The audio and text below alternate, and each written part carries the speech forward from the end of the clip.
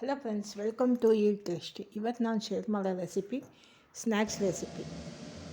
ನಿಮಗೆಲ್ಲರಿಗೂ ಗೊತ್ತಾಯ್ತು ನೋಡಿ, ಕೋಡ್ಬಳೆ. ಹೆಂಗೂ ಹಬ್ಬಗಳ ಸೀಸನ್ನು ಇವಾಗ ಬರ್ತಾಯಿದೆ. ಇವತ್ತು ನಾನು ಕೋಡ್ಬಳೆ ಮಾಡ್ತಾಯಿದ್ದೀನಿ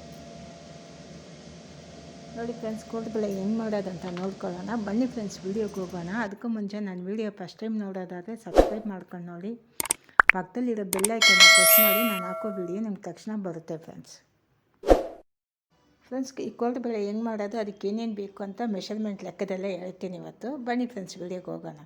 ನಾನು ಫಸ್ಟು ಒಂದು 1/4 ಕಪ್ಪಷ್ಟು ಹುರ್ಗಡ್ಲೆ ತೊಗೊಂಡಿದ್ದೀನಿ. ಇದಕ್ಕೆ ಒಂದು ಸ್ವಲ್ಪ ಕರಿಬೇವು, ಒಂದು 5-6 ಒಣಮೆಣ್ಸಿನ್ಕಾಯಿ ಮತ್ತು ಕೊಬ್ಬರಿ ಒಂದು ಪೀಸ್ ಹಾಕ್ಕೊಳ್ಳಿ. ಇದು ಸ್ಕಿಪ್ ಆಗಿದೆ ವೀಡಿಯೋ, ಕೊಬ್ಬರಿ ಹಾಕಿರೋದು. ಅದಾಗೋಯ್ತು. ಈಗ ಒಂದು 2ರಿಂದ 4 ಟೇಬಲ್ ಸ್ಪೂನ್ ಅಷ್ಟು ಎಣ್ಣೆ ಒಂದು ಗಟ್ಟಿ ಇರೋ ಪಾತ್ರೆಗೆ ಸೇರಿಸ್ಕೊಳ್ಳೋಣ. ಫಸ್ಟು ಚಿರೋಟಿ ರವೆ, ಅದಕ್ಕೆ 1/4 ಕಪ್ಪು. ಉಪ್ಪಿಟ್ಟು ರವೆ ಎಲ್ಲ ಚಿರೋಟಿ ರವೆ. ಸಣ್ಣ ಉರಿಯಲ್ಲಿ ಇದನ್ನು ಚೆನ್ನಾಗಿ ಒಂದು ಸ್ವಲ್ಪ ಬಿಸಿ ಮಾಡ್ಕೋಬೇಕು. ತುಂಬ ಉಪ್ಪಿಟ್ಟಿಗೆ ಮಾಡೋಂಗಲ್ಲ, ಇಲ್ಲ, ಒಂದು ಸಣ್ಣ ಉರಿಯಲ್ಲಿ ಒಂದು ಸ್ವಲ್ಪ ಇದನ್ನು ಫ್ರೈ ಮಾಡ್ಕೊಳ್ಳಿ. ಇದೊಂದು ಸ್ವಲ್ಪ ಫ್ರೈ ಆದಮೇಲೆ ಅಕ್ಕಿ ಹಿಟ್ಟು ಸೇರಿಸ್ಕೊಳ್ಳೋಣ.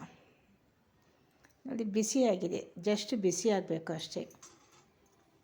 ಒಂದು 2 ಕಪ್ಪು ಅಷ್ಟು ಅಕ್ಕಿ ಹಿಟ್ಟು, ಇದನ್ನು ಒಂದು ಸ್ವಲ್ಪ ಬಿಸಿ ಮಾಡ್ಕೋಬೇಕು. ತುಂಬ ಹುರ್ಕೊಳ್ಳೋದೆಲ್ಲ ಏನೇ ಇಲ್ಲ, ಸುಮ್ಮನೆ ಬಿಸಿ ಮಾಡ್ಕೋಬೇಕು.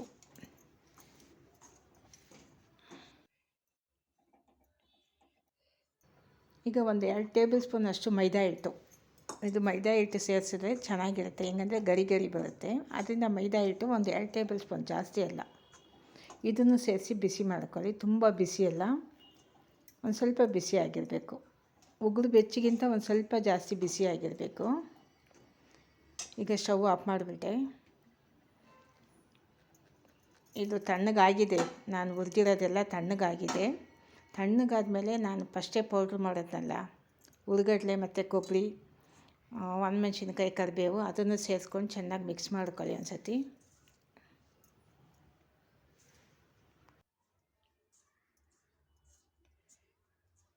ನೋಡಿ, ಹಿಟ್ಟು ಕ್ಲೀನಾಗಿ ಮಿಕ್ಸ್ ಮಾಡ್ಕೊಂಡಿದ್ದೀನಿ.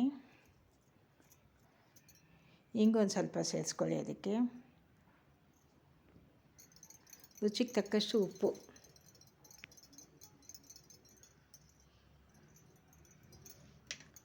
ಮತ್ತು ಜೀರಿಗೆ, 1 ಟೇಬಲ್ ಸ್ಪೂನ್ ಅಷ್ಟು ಜೀರಿಗೆ ಸೇರಿಸ್ಕೊಳ್ಳಿ. ಜೀರಿಗೆ ಬೇಡ ಅಂದರೆ ನಿಮಗೆ ಓಂಕಾಳಿದ್ರೆ ಓಂಕಾಳು ಸೇರಿಸ್ಕೋಬೋದು. ಇದೆಲ್ಲ ಸೇರಿಸ್ಕೊಂಡು ಮತ್ತೆ ಒಂದು ಸಲ ಚೆನ್ನಾಗಿ ಮಿಕ್ಸ್ ಮಾಡ್ಕೊಳ್ಳಿ.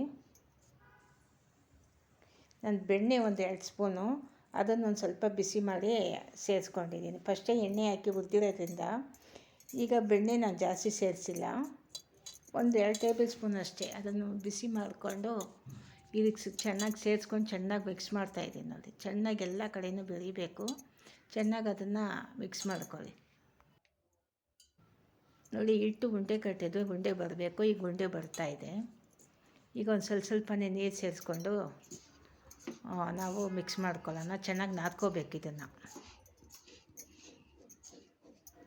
ಈಗ ನೀರು ಒಂದು ಸ್ವಲ್ಪನೇ ಸೇರಿಸ್ಕೊಳ್ಳಿ. ಒಂದೇ ಸತಿ ನೀರು ಚೆಲ್ಲಕ್ಕೆ ಹೋಗಬೇಡಿ. ಒಂದು ಸ್ವಲ್ಪ ನೀರು ಸೇರಿಸ್ಕೊಂಡು ಮಿಕ್ಸ್ ಮಾಡ್ಕೊಳ್ಳಿ. ಚಕ್ಲಿ ಹಿಟ್ಟಿಗಿಂತ ಒಂದು ಸ್ವಲ್ಪ ಇದು ಗಟ್ಟಿಯಾಗೇ ಬರಬೇಕು. ಚಕ್ಲಿ ಅದಕ್ಕಂತೂ ಮಿಕ್ಸ್ ಮಾಡೋಕ್ಕೆ ಹೋಗಬೇಡಿ, ಯಾಕಂದರೆ ಇದೊಂದು ಸ್ವಲ್ಪ ಗಟ್ಟಿ ಇರಬೇಕು. ಕೋಡ್ಬಳೆ ನಾವು ಇದನ್ನು ಏನು ಚಕ್ಲಿ ಹೆಚ್ಚೆಲ್ಲ ಏನೋ ಇದು ಮಾಡೋಲ್ಲ, ಕೈಯಲ್ಲೇ ಮಾಡ್ತೀವಿ ರೌಂಡು, ರಿಂಗ್ ಶೇಪು. ಅದರಿಂದ ಒಂದು ಸ್ವಲ್ಪ ಗಟ್ಟಿ ಇದ್ದರೆ ಚೆನ್ನಾಗಿ ಬರುತ್ತೆ. ಚೆನ್ನಾಗಿ ನಾದ್ಕೋಬೇಕು, ಸಾಫ್ಟ್ ಆಗಬೇಕು ಹಿಟ್ಟು.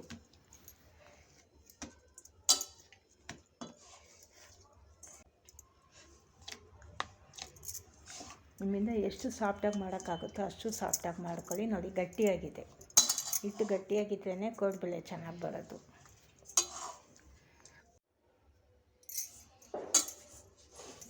ನೋಡಿ, ಹಿಟ್ಟು ಕಲಸಿದಾಯಿತು, ಚೆನ್ನಾಗಿ ಸಾಫ್ಟಾಗಿ ಕಲಸಿದ್ದೀನಿ ನೋಡಿ.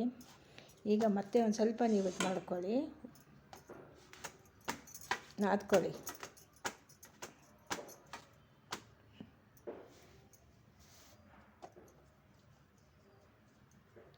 ಇದೊಂದು ಸ್ವಲ್ಪ ದಪ್ಪ ಇದ್ರೇ ಕೋಡ್ಬಳೆ ಚೆನ್ನಾಗಿ ಬರೋದು. ಅದಕ್ಕಿಂತ ತುಂಬ ದಪ್ಪಗಿದ್ದು ಬೇಯೋಕ್ಕೆ ಒಂದು ಸ್ವಲ್ಪ ಲೇಟ್ ಆಗುತ್ತೆ. ನಿಧಾನಕ್ಕೆ ನಾವು ಬೇಯಿಸ್ಕೋಬೇಕು. ನೋಡ್ಕೊಂಡು ಮೀಡಿಯಮ್ ಆಗಿ ನೀವು ಹಿಟ್ಟು ತೊಗೊಂಡು ಚೆನ್ನಾಗಿ ಅದನ್ನು ರಿಂಗ್ ಮಾಡ್ಕೊಳ್ಳಿ.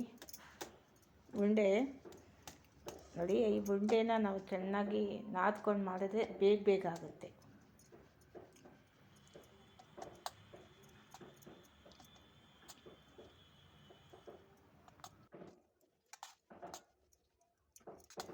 ನೀವು ಒಂದೇ ಸತಿ ಉದ್ದಕ್ಕೆ ಮಾಡಿಕೊಂಡು ಆಮೇಲೆ ಕಟ್ ಮಾಡಿನೂ ರಿಂಗ್ ಮಾಡ್ಬೋದು. ನಾನು ಸಣ್ಣ ಸಣ್ಣ ಉಂಡೆನೇ ತಗೊಂಡು ರಿಂಗ್ ಮಾಡ್ತಾಯಿದ್ದೀನಿ. ನೋಡಿ, ಕೋಡ್ಬಳೆ ನೋಡಿ ಇಷ್ಟಿಷ್ಟು ಮಾಡಿಕೊಂಡ್ರೆ ಸಾಕು. ಬೇಕಾದರೆ ಇನ್ನೊಂದು ಸ್ವಲ್ಪ ದಪ್ಪ ಮಾಡ್ಕೋಬೋದು.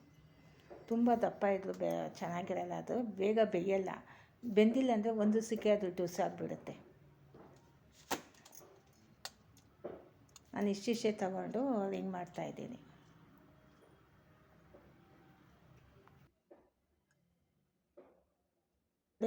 ಎಣ್ಣೆ ಮೀಡಿಯಮ್ ಫ್ಲೇಮಿಟ್ಟು ಬಿಸಿ ಮಾಡ್ತಾಯಿದ್ದೀನಿ. ಅದು ಬಿಸಿ ಆಗೋಷ್ಟಕ್ಕೆ ಇದು ಎಷ್ಟಾಗುತ್ತೆ ಅಷ್ಟು ಮಾಡ್ಕೊಳ್ಳೋಣ. ನೋಡಿ, ಎಣ್ಣೆ ಕಾಯ್ತಾ ಇದೆ. ಎಣ್ಣೆ ಕಾದಿದೆ ಅಂತ ನೋಡ್ಬಿಟ್ಟು ಆಮೇಲೆ ಹಾಕಿ. ಎಣ್ಣೆ ಕಾದಿದೆ.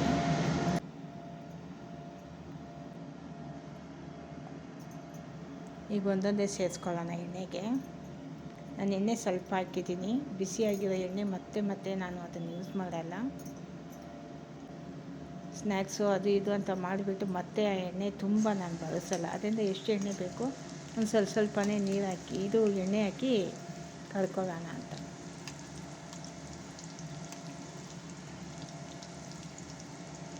ಒಂದು ಕಡೆ ಬೆಂದಮೇಲೆ ಇನ್ನೊಂದು ಕಡೆ ತಿರುಗಿಸಿ ಕೈ ಆಡ್ತಾನೆ ಇರಬೇಕು. ಇಲ್ಲಾಂದರೆ ಒಂದು ಕಡೆ ಕಪ್ಪಗಾಗುತ್ತೆ, ಒಂದು ಕಡೆ ಬೆಳ್ಳಗೆ ಇರುತ್ತೆ.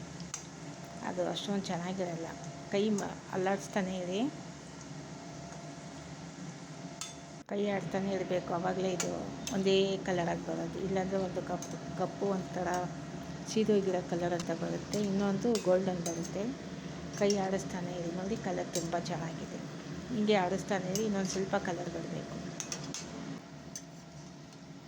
ಬಣ್ಣ ಚೇಂಜ್ ಆಗಿದೆ, ಒಂದೇ ಬಣ್ಣದಲ್ಲಿದೆ ನೋಡಿ. ಕಲರ್ಸ್ ಇದು ಒಂದೇ ಕಲರಲ್ಲಿದೆ. ಕಲರ್ ನೋಡೋಕ್ಕೂ ಚೆನ್ನಾಗಿದೆ, ಚೆನ್ನಾಗಿ ಬೆಂದಿದೆ.